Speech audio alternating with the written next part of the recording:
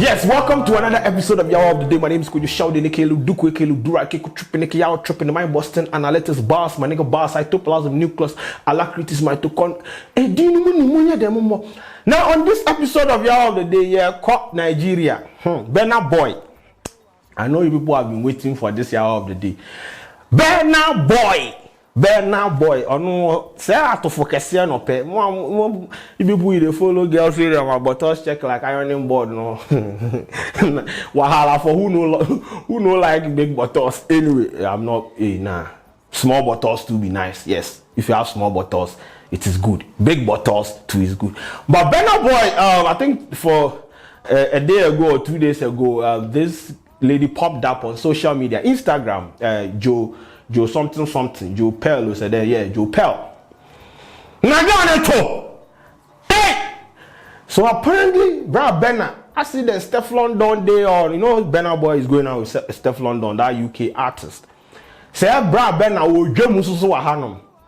Hey! Wait, girl, this girl go do long Instagram video. No be small. Hey, we the call him Burna Boy, the girl they call him D. So it means that then digmatize the girl, he fall flat. This Burna, he said Burna Boy if you wake up then call him my sweet saloon jollof. He said go boy go give him twins then twins.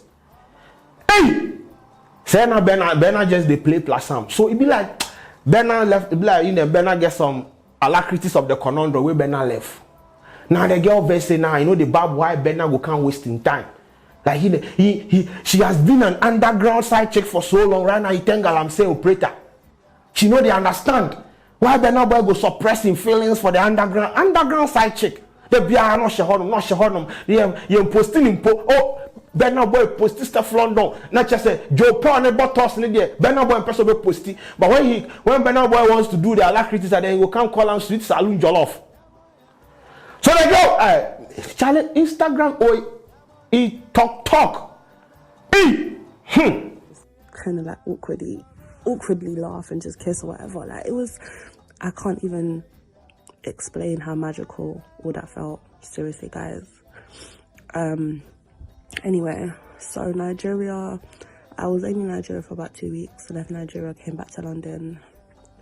I literally refused to speak to him, like, since that last conversation we had in Nigeria. I just kind of thought, like, you're lying. I was never in a relationship. I was waiting for you and you played me, and that's cool. So I think from like March or April we didn't speak till May, when he reached out to me again, just like begging me to come and see him. And so I went to see him. I knew what was going on, but to be honest, at that point I just thought that this relationship was fake anyway. Like I just thought there's no way this boy is gonna go and date someone like that, only because of the things that he's told me about his ideal woman, just knowing how he's so in tune with his African heritage and his love for black women. I just thought, you know what, this is a publicity stunt. I don't even care. Went to see her. The biggest regret I have is never addressing the issue. I just kind of, we both didn't address the issue of this thing that came out in public. We both saw each other, and it's like two kids have been separated. We just ran to each other and kind of resumed things as normal, basically. Long story short, for the past 2 years we've never stopped seeing each other. It's just been like an elephant in the room that we choose not to discuss, and we just kind of go about things like it doesn't exist. And I know some people are thinking, how do you even manage to do that? But I can't even explain how, but I have, and I just was in love. I've been in love for 2 years. Like, I've really been in love for 2 years, and I've been seeing him for 2 years. They're just always around in the background somewhere, and like, and people are aware of me, but it's just like, people close to him by that time as well. So obviously we were still in contact with each other. Like, he'd be messaging me, and obviously I'd be giving attitude and whatever. Out of spite, I was just like, yeah, I'm in Nigeria. Nigeria's beautiful. And I was like, well, like, D, I waited for you for 3 months. Like, you come back with a girl, like, are you taking a piss? Like, he was like to me, I heard that you had moved on, hence I even got in this relationship in the first place. I was thinking, who the hell went and lied to you like that? But you know what? I just thought, like, cool, I just can't be bothered in it. Like, I'm a Nige, like, you're a Nige, but I ain't even gonna try to see you. Like, I'm not even trying to fuck with you like that. But just know that you're not the only person that's interested in me. Obviously, he was gobsmacked, whatever. I feel like as well, the reason why me and him got along and the reason why he likes me is because at the time I was quite innocent, quite naive. I don't really like my personal business being on social media. I was never in his face. I was never acting like a fan. Like, I just treated him like a normal human being. And I feel like he just loved that. I remember he used to say to me, like, why do you love me? Like, why don't you go and be with like a lawyer or a doctor? Like, why do you love me? And at the time, I just couldn't explain why I loved him. But I mean, I know now, like, at the time I just had a strong feeling and I couldn't explain my love for him type thing. But now I just know it's because he was different. The way it made me feel about myself, how caring he was, how touchy-feely he was, how sensitive he was behind closed doors. Like, I love that about him. He was just perfect, perfectly imperfect, but perfect for me.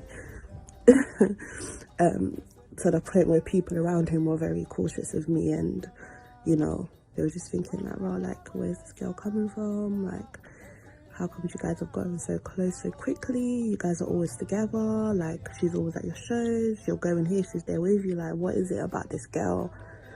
And we just couldn't explain it. We just used to stare at each other, laugh, and just kind of like awkwardly laugh and just kiss or whatever. Like, it was, I can't even explain how. I remember me and him used to go back and forth. We were so desperate to see each other, and it was just like a really hard time for us. We had a big argument because the thing about me is I'm just like a typical girl. I just thought he was making excuses, but I just learned now that he wasn't, but that's fine. So anyway, we had a big argument and things went the same, a bit shaky, and I can't remember correctly, but I just feel like we just stopped talking to each other as much. But I just kind of kept faith because I was thinking, you know what, I'm not even going to stress myself. Like, I know you, I'm going to see you soon, so whatever.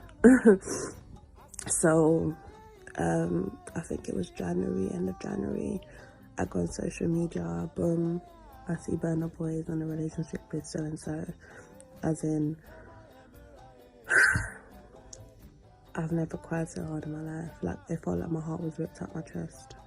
I literally collapsed and I cried for days, probably even weeks. Like, I cried my heart out. Imagine the last time you saw someone, they were going away and they were telling you how much they love you, and you know, they were supposed to come back. You had like an argument or whatever, and then the next thing they're dating so-and-so.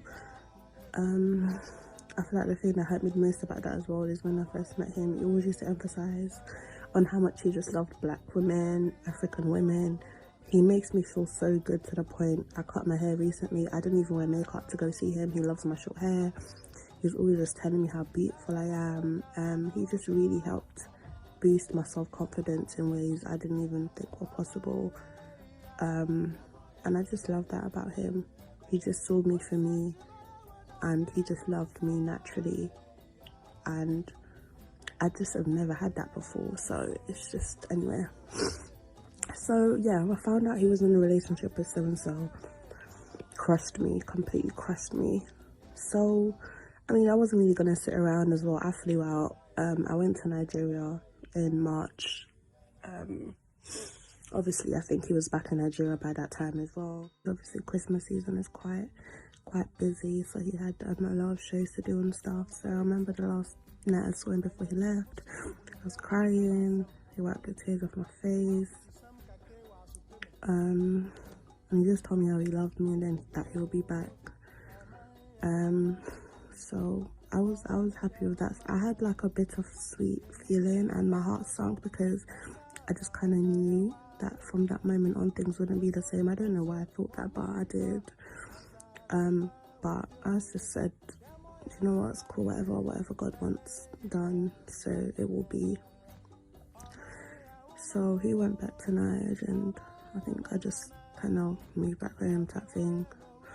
But we'd always stay in contact. He'd call me every day. He'd message me every day. Always on FaceTime. It was fine. Like, he was keeping to his word, which was nice.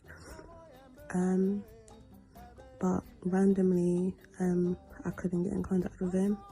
I think it got to like mid-December or something. I couldn't get in contact with him. I was starting to get worried. Finally, after 2 weeks, he reached out to me, told me he'd been sick in hospital and he'd been going through some complications and stuff like that. Obviously, I'm in London and there's not much I can do. But I know that I just placed a great strain. He used to say to me, I don't know what this is that we got going on, but like, I like it. You're gonna be my wife. I'm gonna marry you. You're gonna have twins. You're my sweet salon jollof. That's what he used to call me, and it just, you know, it made me feel special. So obviously,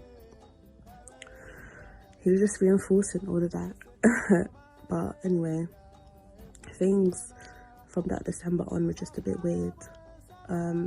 Obviously, I wanted to come to Nigeria, but the people around him know what Ben is like when he's with me. Like, he doesn't ever want to do anything. He'd rather just chill with me than literally leave the house to do any sort of responsibility regarding music or whatever. So they were strongly against me coming to Nigeria anyway, which was fine because I had work as well. I remember me and him apart. Like, I like it. You're gonna be my wife. I'm gonna marry you. You're gonna have twins. You're my sweet salon jollof. That's what. Wait, Charlie, the video, it can be trend on Twitter and alacrities of the other end thing. But Burna Boy and I see, it's 2011 or somewhere. No, your man can't tweet something. No. Or see, African man, you know, they love Nyash. You people should have known, said that man is addicted, or he is attracted to big botosses. When two botosses meet, you call it Tunisia. And he is attracted to it, so you people should have known. But people didn't listen. By the end of the day, Charlie, it is what it is, bro. African men, they will cheat. Whether you like it or not. African men, well, my cameraman is saying he doesn't, take part in that alacrities, but we all know. Me, I tell him girlfriends, I will tell and say the guy they cheat on him, but he'll be like, he do the girl forgive him, but you don't know. So yes, that is what has been happening. But at the end of the day, well, Burna Boy is going to be Burna Boy. The girl is going to be Burna girl. Hey, and I'm what them. Whatever happens, I hope they will sort them out and move on with their lives. But Charlie, it is what it is. My name is Kwadwo Sheldon and Burna Boy or Petru Marcus here.